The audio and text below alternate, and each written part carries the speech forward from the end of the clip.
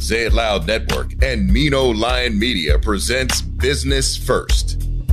Hi, I'm Sonia, and welcome to the podcast that is helping businesses become bigger, better, and bolder. Today, I want to talk about how you become a leader in your industry. Because the truth is, no matter what business you have, whether it's a hair business, a food business, interior design, chances are you're not the only business doing what you do in your community, in your city, in your state. And so how do you create a space for yourself where people want to do business with you, where they seek you out and they want to continue to do business with you? And today's guest is perfect to talk about how you create a niche for yourself, even in a competitive business. His name is Wendell Hanes. Wendell is a music composer who scores, licenses, and creates music for television shows, commercials, and films. He has won almost every single award connected to the work that he does. Cannes Lion, Clio, Billboard. He has also worked with a diverse range of talent, from Nicki Minaj and Rihanna to Harry Belafonte and James Cameron. You may not know his name, but I can bet you that you know the work that he's performed, because he has created music for brands that include Heineken, Timex, Disney, Alfa Romeo, McDonald's, the NBA, Sports Center, Puma, Jaguar, Gillette, Maybelline, Nike, Sprite. And we could go on. We could spend an hour just going over the details of this man's career. He's done over 2,000 commercials in the time that he has created his business and worked in this industry. He does much of his work today through a company that he heads called Volition Sound. And I'd like to welcome Wendell Hanes to the microphone. Wendell, welcome. How are you? I'm great. Thank you so much for having me. I appreciate this. Yeah, so I ran through all of those titles and all of those brands that you worked through, and there are a lot, and we could have mentioned many, many more. But I really wanted the audience to get the gravity of who we're talking to today and the breadth of work that you've done. And what I always find fascinating is that there are people who don't know who you are. They don't know your name. People know your work, and it's been celebrated and it's been awarded. And so today, like I mentioned earlier in the intro, I'd like to be able to talk about how you were able to, everybody knows music is a very competitive business, but you have a set of disciplines and a set of beliefs that have allowed you to become a major player, if not the player, in this industry. So I wanted us to talk about that, but I want people to get a sense of your background as well, because you didn't start off wanting to be a music producer, and a music composer. You actually wanted to be a journalist. Yes. And so I want you to talk about like what happened that got you where you are, because that's a dynamic story as well. That is an interesting story, and it happened in several different pieces. The layers are ridiculous. Everybody has a dream growing up. And my dream, I had several dreams. I wanted to be a professional basketball player, like who doesn't? And I also wanted to be a television anchor. I wanted to be a journalist that also, anchors are often start off as journalists. I wanted to be on TV. And so I grew up playing the trumpet. However, I did not grow up thinking that I was going to be a composer. So I spent a lot of my time just listening to music growing up, just casually like most people do, but I would listen to it intently. And so growing up, I played a lot of sports. And one day I got into a very severe car accident. And I was a passenger in that car, and we hit a tree, and the guy only got a tooth knocked out. But I had my plastic surgery on my entire face, and I got back injuries and knee injuries. And if you ask me, I thought that I looked horrible, which meant if I looked horrible, I could not be on TV anymore. Now, this is a young person not realizing that wounds can heal and you still have possibilities. But I thought that was a game changer. And that entire summer, I stayed in the house. I did not go outside, not one day, the entire summer, even leaking into the fall. I did not go outside. And my brother was a platinum producer, so I started using one of the keyboards that they had sitting around. And when that keyboard got taken away from me by the owner, my parents bought me the keyboard. And when they bought me that keyboard, they saw how much time I spent on it. And I didn't realize it, but I was developing my passion at that time. So every day that I decided not to go outside because I thought I looked terrible, I was inside playing on the keyboard and I was creating music, and I had no idea what this was leading to, but I loved what I did. And that's the number one thing, is loving something at an early age. And as you grow older and you do more of it, you get better at it. So that's what happened. I started when I went to Brown University. I was sitting there and I was thinking, well, what am I going to do after this? And I was a columnist. I was a journalist at Brown University for 4 years. I would write for all the different columns for the different newspapers there. I had my own private column for every newspaper, 4 different newspapers. And then I started writing for Young Sisters and Brothers magazine while I was in college. And so I was on the trajectory to still be a journalist, but not on camera. But what I realized was while I was at Brown, I was still making music for like local artists and everything. And when I went to New York on a whim one day, I shot a demo tape that I had created with some rappers, and no one liked the rappers, but everyone liked the music. And then I realized I've got something here, because I'm at a major label, Sony Music, and all of a sudden everyone likes the music and they're throwing me projects. Hey, can you do this for Nas? Can you do this for Cool G Rap? Can you do this for the Hood Rat? So these are like main artists on those labels. And that is what allowed me to realize, hey, I have a skill that I can harness here. But the biggest thing was when I took the opportunity that someone told me was, they said, Spike Lee is doing a set of lectures at Long Island University. And they said, they need people to stack chairs after his lecture. And I was living in Boston at the time because I had finished graduating Brown University. And so when I was in Boston, I said, you know what, every Saturday from this point on, I'm going to go down to New York at 7 a.m. on the bus, and I'm going to stack chairs, because I always felt like if I could put myself in that environment, then I'm going to meet the people that can put me in the environment that I want to be in, right? So it worked. And they hired me as an apprentice editor for 2 of Spike Lee's films, Clockers and Girl 6. And I worked with award-winning editor Sam Pollard and Geeta Gambier, and that allowed me to get around people that were successful. And that's one of the big things. If you can get yourself around people who are successful, you're getting right into the business of what you want to do. So I think, and I'm glad you repeated that, because I think that that's really important, because the idea of stacking chairs for a college graduate is not appealing. But what you said is, like, if I could put myself in a great environment, you believe that great things can happen, because the network is really important. So, people of color, we like to work really hard, but working smart is when we get the opportunity to see where we can make connections so that we can allow other people to help us further what we want to do. But so that took you to where? So that opportunity got you to your next evolution in your development. So I was at Spike Lee. I was working with Spike Lee, and I didn't even know Spike Lee knew my name. That's how low in the totem pole I was. And then one day I walked outside. It was raining, and Spike was standing right there outside the door. And I was like, dang, that's Spike Lee. And I was like, okay, let me just be on my best behavior, because I didn't really run into Spike that much. And I didn't think he knew who I was. And he goes, how you doing, Wendell?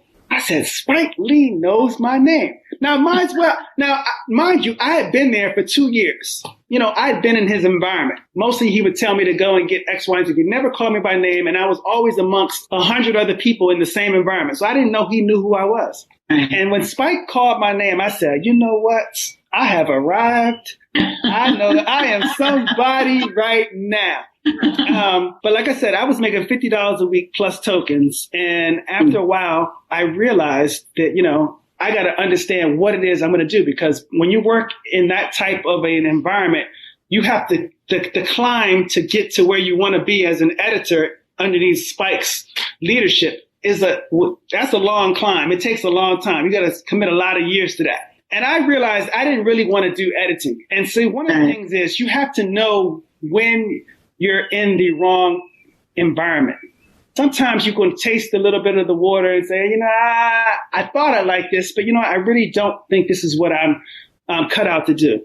And on a whim, I remembered that a friend, this is why you always have to keep your ears open. I remembered that a former friend who at one point wanted to fight me for some reason, I remembered what he said before he wanted to fight me, because he wanted to beat me up. And so I remembered something he told me like long before he wanted to beat me up. And it was good that I remembered it. He said, you should get in touch with a friend of mine named Sarah Perozek. He said, because she's a commercial director. And I just it kind of stayed in my head for some reason. That's the thing about connections is a lot of us get business cards when we go to events. And we just collect them, but we never call the number, right? You're so right. If you don't call, you can't connect. Right. And that's the problem. So I said, you know what? This guy hates me. I'm going to do it the exact opposite of what he would want me to do at this point. Because I know he doesn't want me to use his connections now, but I'm going to use it anyway. And so I called her and she invited me in. And it's always good when people say, yes, come visit me. It's always good to have something to show. Okay. You can't want to be somewhere, want to be in somebody's presence. Oh, I want to meet Puff Daddy so I can say hi to him? No. Right. Meet Puff Daddy so you can play him your demo that you've been doing or something. You want to have something in your hand. Right. Luckily, I had the best thing I could possibly have in my hand, which was a VCR tape of a documentary that I created when I was at Brown University. I created a documentary called Bass for Your Face. And the reason why this documentary was perfect for my ascension into the career I'm about to tell you about is because that documentary encapsulated everything that I was going to do from that point on. I directed the documentary, I edited the documentary, and I scored all the music for the documentary. So when I brought this VCR tape to Sarah Perozek and I said, hey, here's what I did, she was able to see that I was a credible editor and I was a credible music composer. And she turned around, she watched it, she turned around, and she didn't say anything. She just picked up the phone right away and called a place called Vito DeCero Editing and said, I have the perfect person for you. He edits and makes music. You guys have to interview him. Wow. And 2 days later, I had an interview. And 2 days after that, they hired me at a place called Vito DeCero Editing. They were impressed with what my skill set was, so they hired me with 2 jobs. One was to be an assistant editor, and one was to be the quote-unquote sound guy. Now, Why was the sound guy with quotes, why was that important? You know why that became important? It's because I entered a domain that they had never entered before, which meant I had the opportunity to create something from the ground up, right? So I came in as the sound guy. They didn't know exactly what that meant or what they wanted that to be. And when they realized that not only could I record voiceovers like people who have great voices that can record their voices into the computer, I can also create music for the actual commercials that the company is editing. So I became a very strong asset. I was an editor and I was a music creator. And I would flip back and forth between the two. And what I realized over time was both of those skill sets enhance this very skill of the other. So my musicianship enhanced my editing abilities, and my editing abilities enhanced the structure and arrangement of my music, right? So now I became somebody, not just the sound guy, I became the music composer. So getting that job, launching into that job on a whim from someone just saying, hey, I think you should talk to this person, and me following that lead led to me getting a job, making more money. Now I was making $600 a week and not $50 a week. And now I had the title of composer, music composer. And so now, once somebody gives you that title and pays you for it, that's like putting on a crisp white shirt with a suit and a tie, because now you feel like you have not only arrived, but you have arrived in style and you have arrived being you. Someone has hired you because of what you bring to the table. What you bring to the table. And that is so important. And I was somebody that always had enough self-esteem from my parents. My father, my mother, they gave me so much self-esteem. They were there for everything I did. And I realized who I was and what I brought to the table from the get-go. So I didn't necessarily need someone to give me the self-esteem. Right. But it did not hurt when I got that job in New York City, right? And I got that title, and I got it in an environment where everybody was working on a high level. So the clients were 7-Up. The clients were Mercedes-Benz. The clients were Pepsi. The clients were everything you could think of that was big and sexy and Super Bowl, worthy.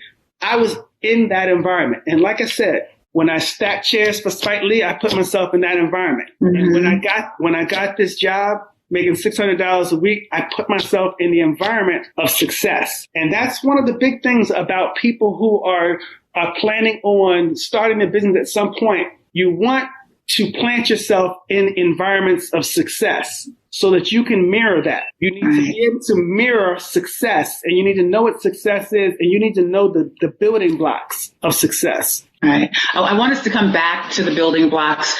But before that, I want us so how long was it for you? And I'm sure we have a lot of people who are listening who have great experience in their work life. But what was it that allowed you to recognize, you know what, I'm actually ready to do this on my own. I'm ready to create my own business. And what gave you said you have a lot of self-confidence, but starting a business can be a little, I think two things happen. Either people go like, yes, I can do this, like I'm doing it easily for someone else. Or they're like, I know I want to do it, but I don't know if I have the confidence to be able to do that. And so what was it for you that made you go, yes, like, yeah, I know I'm ready to do this. Okay. Sometimes you're for. Right. Okay. First of all, number one, you have to know what you like doing, right? And if you know what you like doing, then you probably know what you love doing, right? And the things that you love are the things that you should pursue. So once you love something and once you are ready to pursue that and make that commitment, the way you go about it is you want to learn from other people, right? You want to put yourself in an environment where you can grow, where you can learn, where you can do things on a consistent basis that not only build your skill set because you're doing that skill over and over and over, but build your network, right? Most people, you ever go to an office building and you always see somebody's name on the front of the door? And this is their office, Dr. Huxtable, such and such and such, right? Well, you're up and coming. What you want to do is you want to gain as much knowledge as you can prior to your name being on the door. Because once your name is on the door, you are held responsible, right? So you don't want to be somebody that is saying, I'm still learning, but I'm going to be putting my name on the door right away. You want to be prepared. This is a big step because your reputation is huge, right? So you don't want to put your name on the door and you didn't go to med school yet, right? It says Dr. Huxtable because, hey, he's a doctor. He may have gone to med school, right?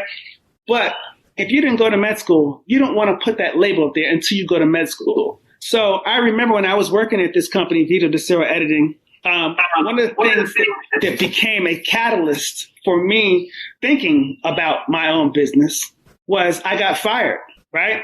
And I didn't get fired in the way you would think.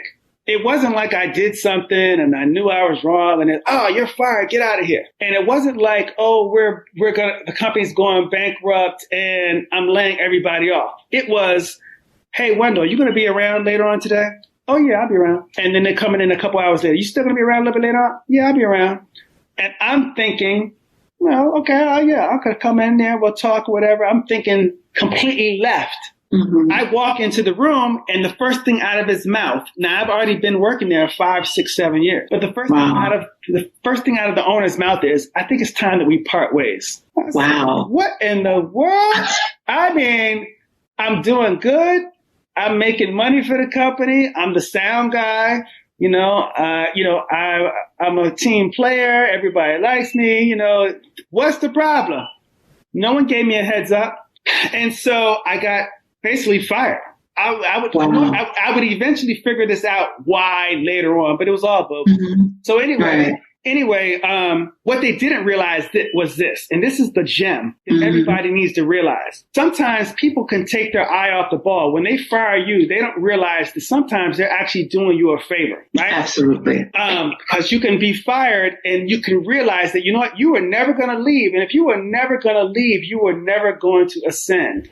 You were never going to you would never, it's like someone taking you in the swimming pool and they never let go of you. So you never actually swim on your own. And when someone doesn't allow you to swim, you never realize you can swim on your own, and you become dependent on them. And you see the reason why people get like shocked when they get fired is because they have not necessarily imagined what their life is going to be like or would be like on their own, or not underneath that shell. Right. So the point and the message that I took away from that was, from that point on, no matter where I went after that, I was never going to be caught off guard again. I started my own company at that point, and I started the company not to actually go into business, but I set up the LLC. I set up the corporation. And before the day that I was leaving that company, Vito DeCero Editing, the same guy who fired me, he came in and said, you know, Wendell, I know you're leaving and everything, but don't start your own business just yet. That's what he said. He said, don't start your own business. Now, funny thing about that was I didn't take his advice, and I did take his advice. I split it in half. I took a job at a music company, because that was an editing company. I took a job at a music company, but at that music company, I still had my own company. I had my own company in my back pocket, right? Because I had already created clients. I had clients that were on my own. I had clients at MTV, VH1, BET, Lifetime. I had all these clients in my back pocket. And what the guy didn't realize was that he fired me so fast that he forgot that I was still in the middle of another commercial project that was worth $25,000. Now, mind you, I only made $30,000 a year at that company, you know, flat fee. But when he fired me, he was no longer part of any deals. So instead of me making $30,000 a year, I made $30,000 in the next 3 weeks. Wow. Because I completed that project that he cut me off in the middle of. So I leave, I get fired, and I got $30,000 in my pocket. I'm like, this is great. I took another contract job at another music company. And what I realized was, because I was a standout. I was a standout because not only was I good at my craft, I was African American. I am African American. And I always looked at that as an advantage. And I looked at it as an advantage for a number of reasons. Number one reason was, if you are African American and you're in a majority white environment, you're automatically going to have a different perspective on certain things, right? And advertising is always about uniqueness. It's like, how can we be unique? How can this brand stand apart from another? How can this brand stand apart from another brand, right? And so I would always have a unique way of approaching the music on a commercial that maybe some of these other non-African American companies wouldn't have. And so I was winning commercial after commercial after commercial, because I was always putting my little extra flavor in it. You know what I mean? Wow. Can you give us an example of one of those incidences? One of those incidents? I mean, there are a lot. But the birth of the scratch commercial that I won a Cannes Lion commercial for, that was interesting because that was a piece of music I had to make, and I had to make the music sound authentic to the sounds of the 1970s. So the actual commercial was, there's a DJ and he happens to be in a club, and it's all about how the invention of scratching on a turntable was made, right? So I remember that commercial. So he's actually playing a record, and he knocks over his Heineken beer onto the record, and it scratches the record, and all the beer gets on the record. So as he's wiping off the record, he's rubbing the record back and forth, and it's scratching, it's creating that chick, chick, chick, chick, chick, chick, chick, chick. Now, they gave me the spot because I'm African American, and I was, and it was one of the it was one of the advantages because they know, okay, you come in with a certain sensibility. Maybe you're attached to that particular hip hop. And so the key is when people realize you have a strength and they play to your strength, don't be shy about that. Go ahead and knock that out because your strength is great. If they think that's your strength, then great. But the key is do not be pigeonholed by what people put you into, because I do more than hip hop. Mm-hmm. I can do country. I can do blues. I can do classical. I can do orchestral music. I can do rock. I can do a hybrid of all those different sounds. I can do all that. But if you just say, oh, Wendell's an African-American composer, he probably just does hip hop. We should probably only give him Heineken commercials where there's a rap element to it.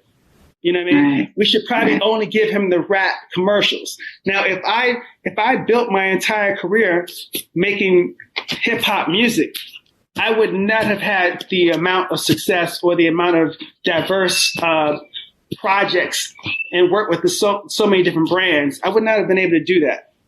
But the key is, if you look at your identity, no matter what it is, as an advantage, right? Because everybody brings something unique to the table, right? Doesn't matter what race you are, you bring a unique identity in your work. If 70 million people right now sat down at the piano and made up a song on the piano, nobody in those 70 million people would make up the same song if it was original. I mean, if they all said, I'm going to do Happy Birthday, then you have the same song.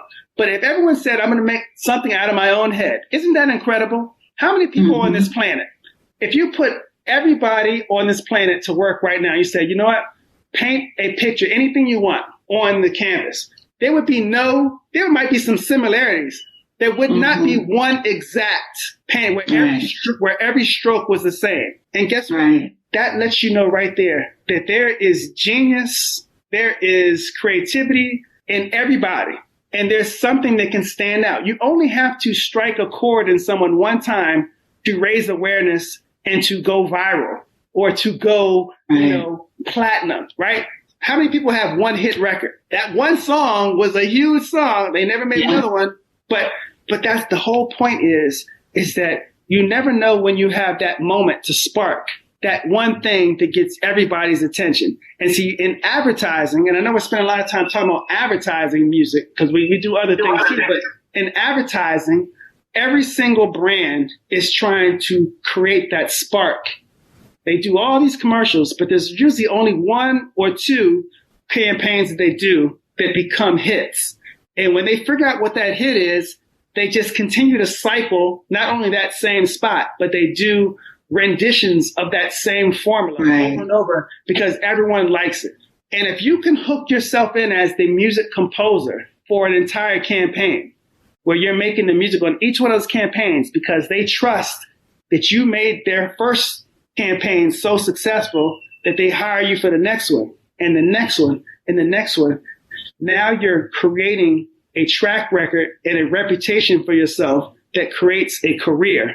And that career is what builds your reputation. And once your reputation is solidified, people come back to you over and over.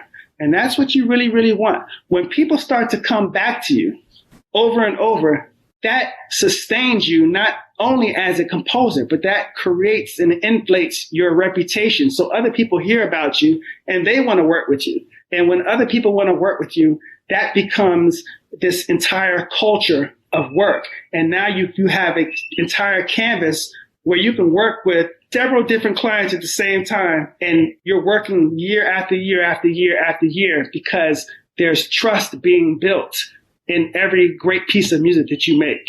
Okay. And so I'd like us to unpack that a little because, I read in some of the things that were written about you, there are clients who only want to work with you or only want to have you work on their projects. So how, as a business person, do you make yourself, particularly even in a creative field, because creative stuff can be subjective, right? So it's not like a medical opinion where this is what your blood pressure is. This is what your organs are looking like. And there's a science behind this. Not that there's not a science in music, but in creative fields, they can be really subjective. And so how is it like, what is it about you, your work ethic, how you manage people that you can deliver what people want time after time, and that people want to continually work with you? Because as business people, that's what we want. We always want repeat customers, and we want people to be ambassadors for the work that we do, to say, oh yeah, like if you're going to do a project, you're going to need Wendell. And so what is it in terms of,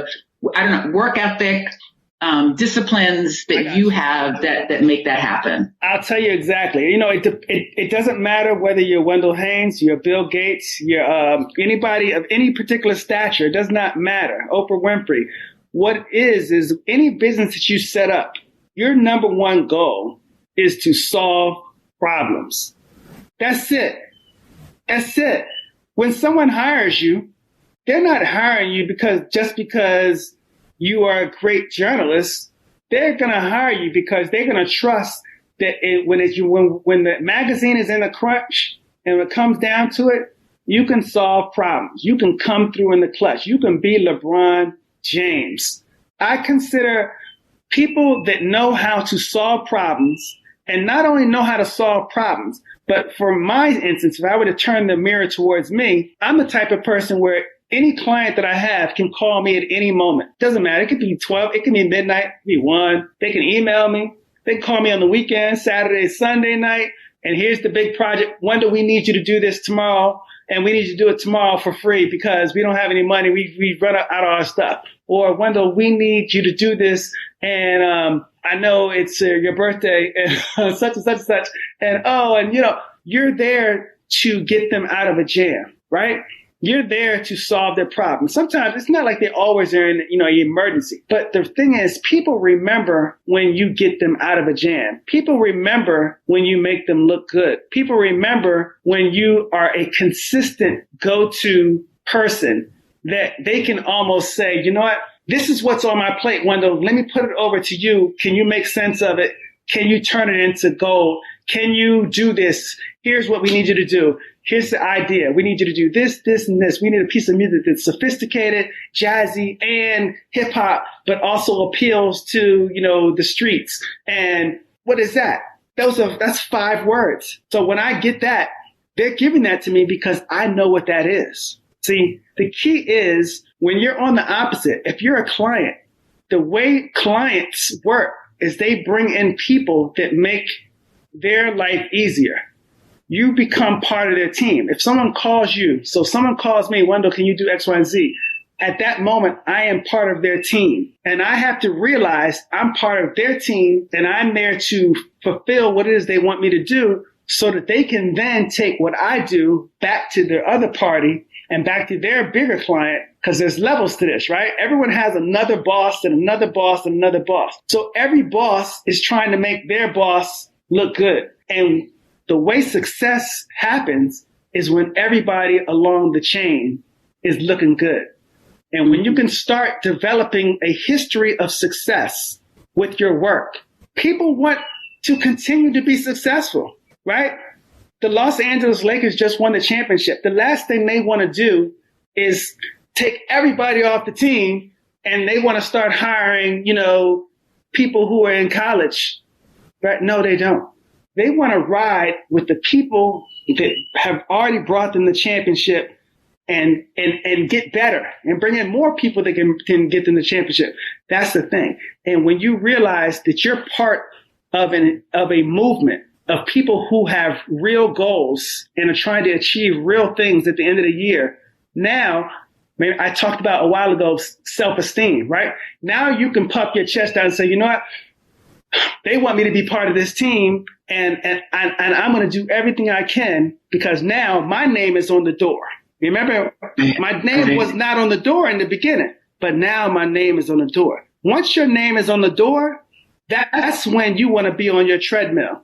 You want to stay on that treadmill and keep running and keep running and keep running as long as your name is on the door, because that is going to make your name is going to be bigger, bolder, stronger, thicker, And if you're into money, you're going to be able to make more money because you're going to have a consistent client base and a consistent workforce. You know, that is the main thing. There's nothing that you can guarantee in this business. From 1 year, you're in the creative business. All people have to do is say, I don't like it.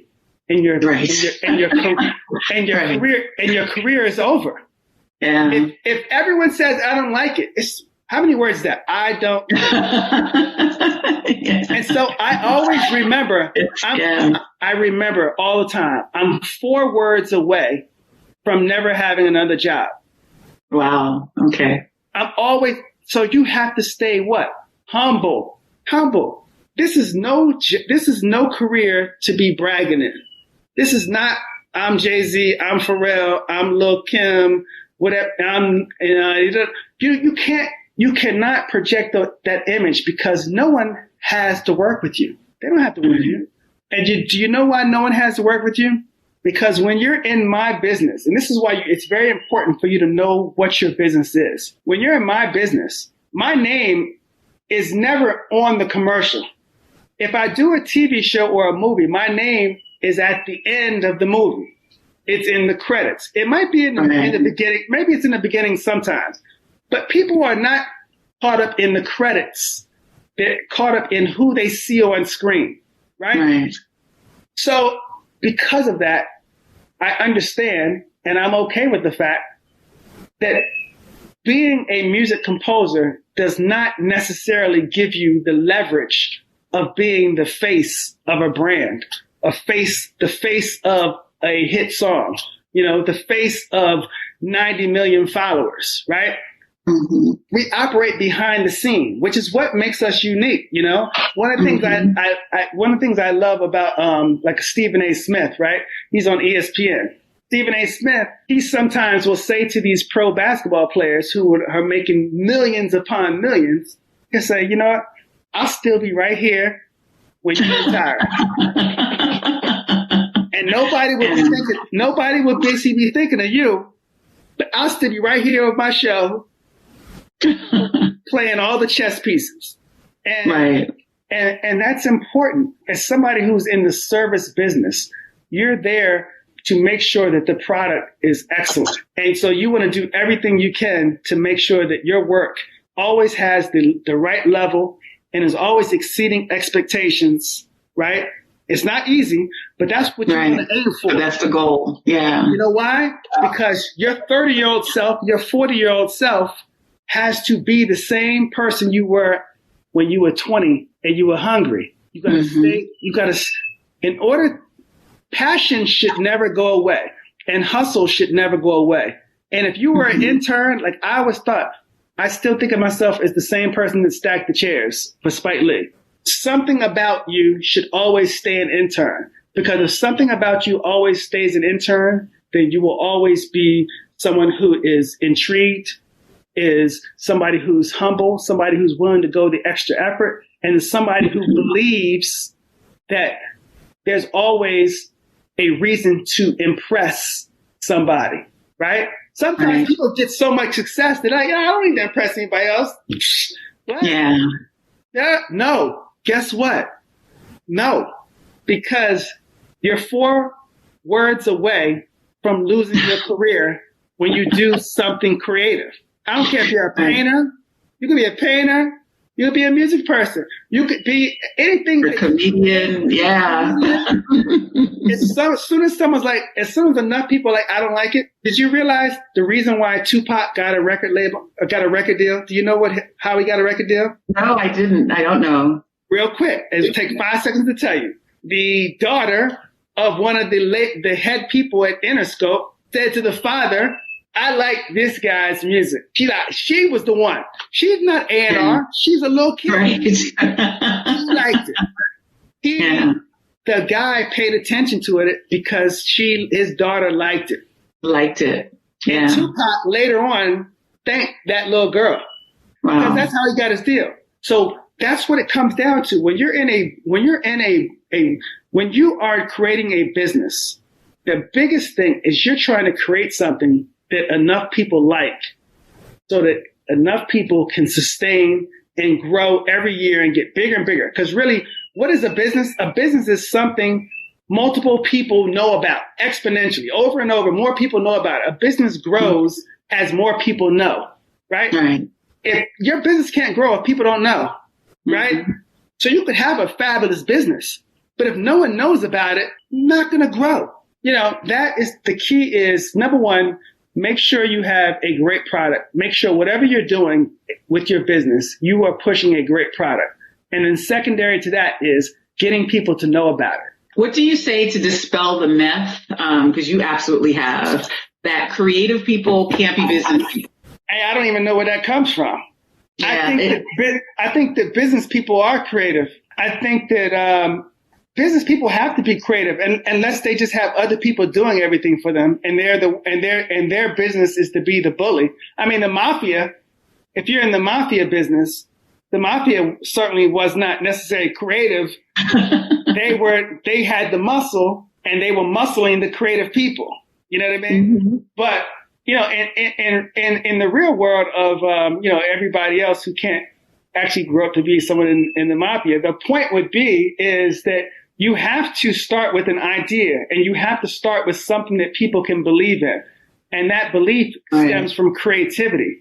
And then once you have the idea, then how do you start to set and lay the foundation? Well, one thing you have to do, you have to create the what, right? So if you tell somebody what your business is about, when they're not in your face, how are they supposed to access the information of your business?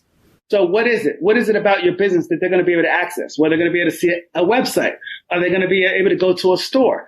Are they able to go and download or go and order the clothes? If it's a clothing business, if it's a product launch, they need to know everything they can do and how to access it, because the number one goal of business is to sell, right? Well, if people don't know how to get access to your stuff, if enough people don't have access to it, then you're not going to meet your marks along the way. But you have to absolutely be creative along with the business, because business always evolves. So the way you did business 5 years ago changes once the internet comes into play. And then once the internet comes into play, and you're building your business on Facebook, and then all of a sudden you see all the kids are on TikTok. Well, you got to get over to TikTok in some capacity, right? Well, what is TikTok? I don't know what TikTok it is. Oh, let me find out, right? Or Instagram, or you know what I mean? And you have to always evolve. And the fact that you're always evolving your business, you're always regenerating new bursts of creativity. So you have to always reinvent yourself and reinvent the same business that you came up with. Reinvention is creativity. The way you can say, you know what, I'm going to repackage this. How does Coke stay around for so many years? They changed their song, their jingle. They changed the look of the can. They changed the look of the people who are holding it. You know what I mean? They changed the context of what is surrounding the can or surrounding the bottle, right? They changed the messaging, right? You being a journalist, if you see a print ad, they're going to change the log line, the tagline. They're going to change the logo. This is all, how do I sell you the same thing, but in a new way, because we are always growing with the changing of times. And to me, that is nothing but creativity. You have to stay creative in order to stay in the game and to stay in business. So business and creativity are intertwined and locked together. You talked about the importance of having a network. And I thought it was interesting because we always hear about network in terms of growing your career if you were in a corporate setting. You don't hear a lot about networking or the importance of networking as a business owner. And so what advice would you tell people in terms of, because I think sometimes we're so involved in the grind and the hustle, we tend to work in isolation a lot. And so what would you tell people about the importance of making sure that you have, like, what should the network look like and why is it important? Good, great question. And we go back to something I said earlier in the day, and this goes back to pre-COVID, of course. And that is when you're at a party and someone gives you your card, number one, you take a picture with that person. That's what I always do. If they give me the card, I take a picture with me and that person, and I put the card up there too. That allows me to tag what it was, and I also have a picture. So then when I email them, I can send them the picture too, and they can remember that happy moment. And oh yeah, that was funny when you you spilled your wine and such and such and such and whatever. And so what you're trying to create are memories, and you're trying to create real relationships. People love meeting new people. People love meeting new people that can help them. People love meeting new people that make them more successful. People love meeting new people that are just fun, right? Mm-hmm. So don't be afraid to meet people, and don't think that people are saying, oh, this person just wants to be, wants to get business out of me, No, be genuine with the people you meet. So be genuine with your network. You're offering them a genuine service, but you genuinely like them because you had a moment with them. You connected with them. It's all about connection. The key here is make sure if someone gives you access into their sphere, right, because they gave you their card, well, go ahead. That's an invitation for you to come into their space. And when you're invited into their space, it's not like just calling cold when you see a number in the phone book, or when you see something, somebody on Facebook or whatever, or Instagram or whatever, I'm just going to connect these people. And we all know how that works. Sometimes you can make connections on LinkedIn and Facebook, and these people don't even know you, and nothing happens out of it. But if you meet them in person, or if they invite you into their space and you follow up, because people will forget about you, out of sight, out of mind. You have to find ways that are genuine. I think of everything as genuine. Don't do anything fake. People can spot fake. But if you meet somebody and you're cool with somebody, or you find out, oh, you know what, today's their birthday. Well, send them a happy birthday message. Hey, happy birthday. I'd love to catch up with you at some point. Love to connect. Because what you're doing is you are establishing trust. Right. You're establishing small friendships that can become big friendships. And people, listen, we're all little kids at heart. And what we do, when we were all on the playground, we like playing with our friends. So guess what? We also like working with our friends. So when you become friends with people, people want to work with you. It's not just based on your what you do as work-wise, but that trust is also built on genuine friendship. So you've got two things that hold together a bond, and now, hey, you can't ask for more than that. And that's the key to networking, is that what you're really doing, you're not networking. The definition of networking is building friendships, building trust. It's building relationships. It's building a code of ethics. Right? Because everybody that you bond with in think of how many people are in this world, right? We cannot connect with everybody. We cannot work with everybody, right? So if you meet anybody at any point in time, that is a magic moment, right? Mm-hmm. Because there are billions of people in this world that never met that person before. But you actually, how many people walk into Michael Jordan? Oh, hey, Michael. All right. Well, something brought you into How many of us can never even imagine meeting Michael Jordan one-on-one, period? But you happen to be in the same space, you network, you created a genuine friendship, and now Mike wants you working at his, for his Charlotte Hornets team. You know what I mean? Like, this is my point in talking about networking is there are obvious ways to meet people. But the most long-lasting connections are the ones that come in a very genuine way.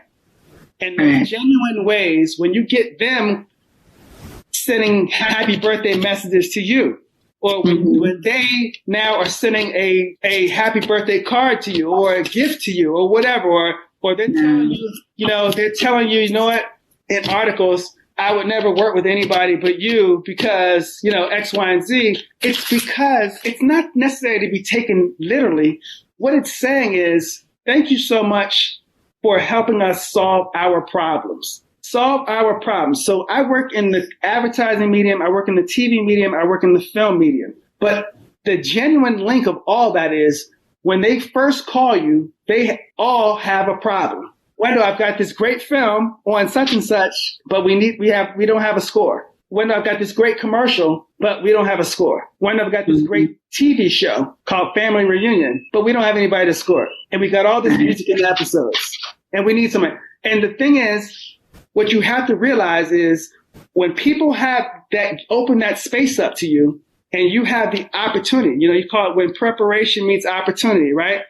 Right. Once you jump in that door and you meet that opportunity, now you have solved a problem for them, and you have built the trust, and you have created a relationship that people have invited you into, and now you are family. And what does it all come down to? When you grow up with a family. So when we leave the nest, all we're really trying to do is find more families. Right.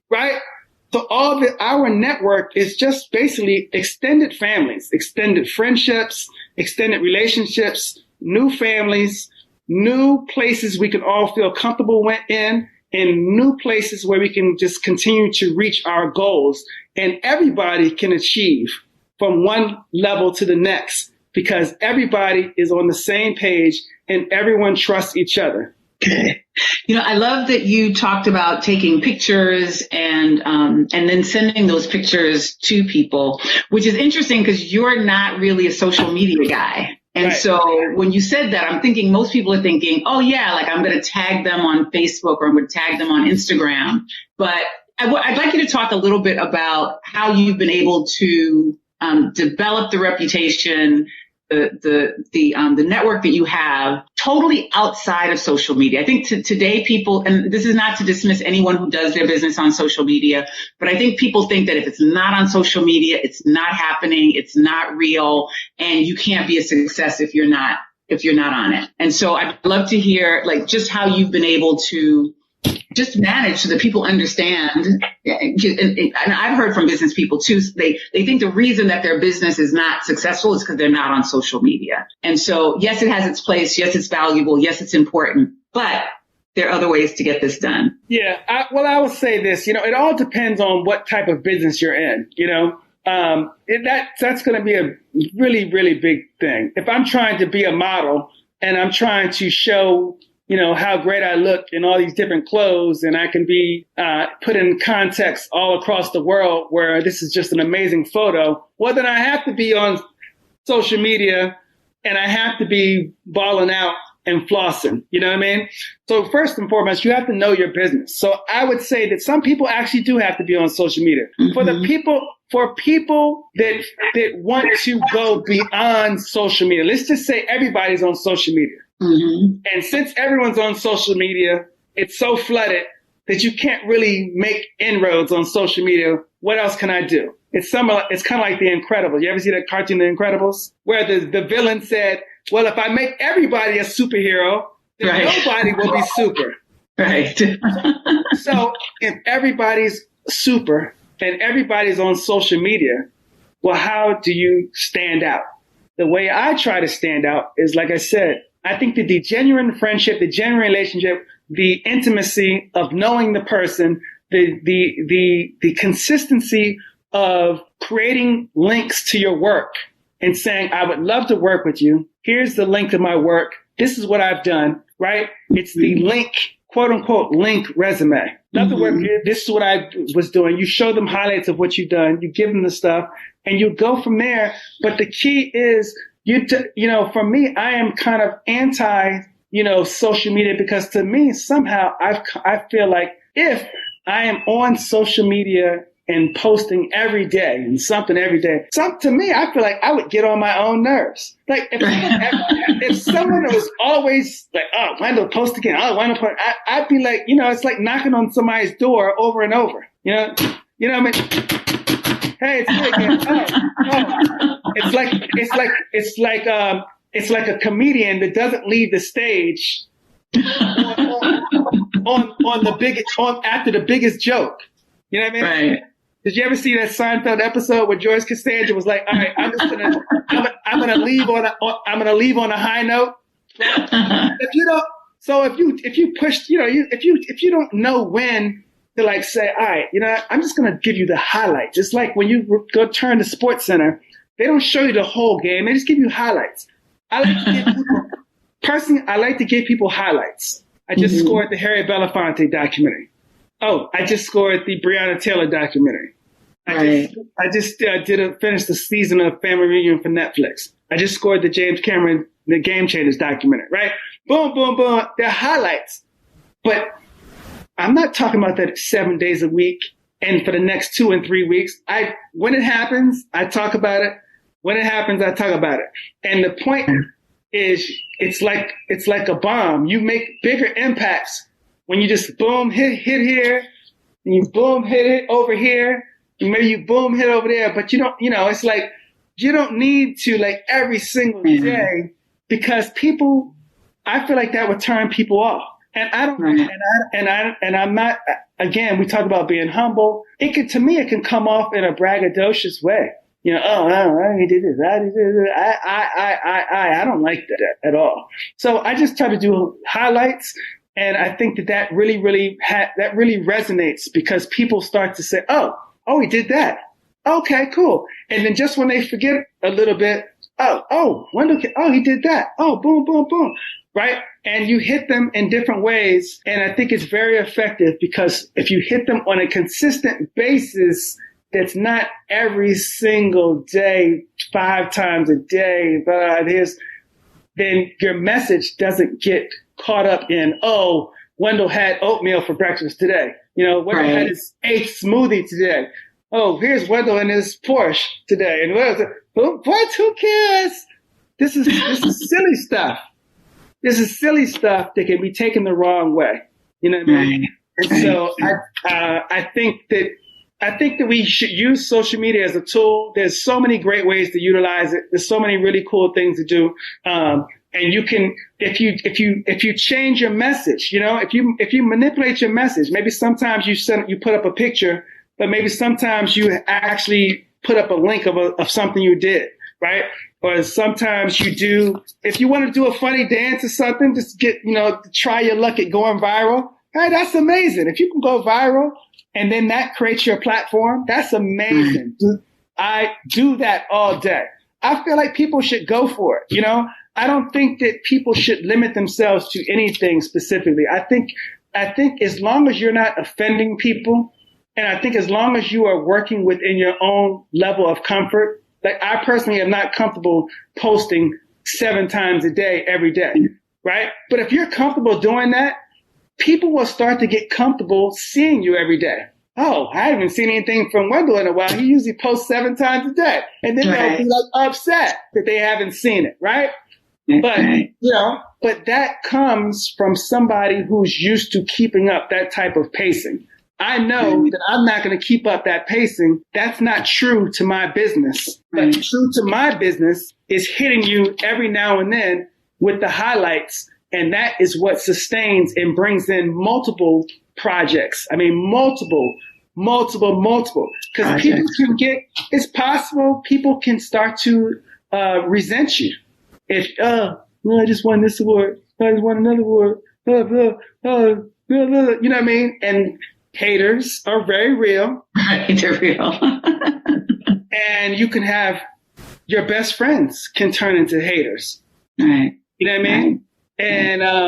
And all of a sudden you just like, and so I just think that it's, you don't worry about that stuff. You don't worry about the negativity, but you do want to keep yourself out there, because again, out of sight, out of mind, and you want to hit them with big highlights. If you do something great and you really believe in it, put it out there, because people want to know and people need to know, so they know when to put you on their team. On the team. And that's part of the network. Thank you so much, Wendell. A lot of gems there. I think whatever, people are going to do, I think one of your big takeaways is just make sure it's genuine and make sure it's high level and always make sure you're professional. I've enjoyed keeping up with you and watching your success over the years, and I wish you lots more success. I know that's coming. But thank you for sharing your wisdom with the folks who are listening today. We really appreciate that.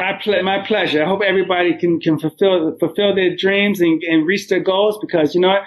If you don't go after it, you're not going to get it. So you got to go get it. Thank you so much. Business First is hosted and produced by Sonia Aline. Associate producer, Lauren Turner. Edited by Ken Johnson. Executive producers, Omar Thompson, Andrew Kalb, and Ken Johnson. Find the Business First podcast on Apple Podcasts, Stitcher, Spotify, TuneIn, or wherever you get your podcasts. The Business First podcast is a Mean Old Lion Media and Say It Loud Network production.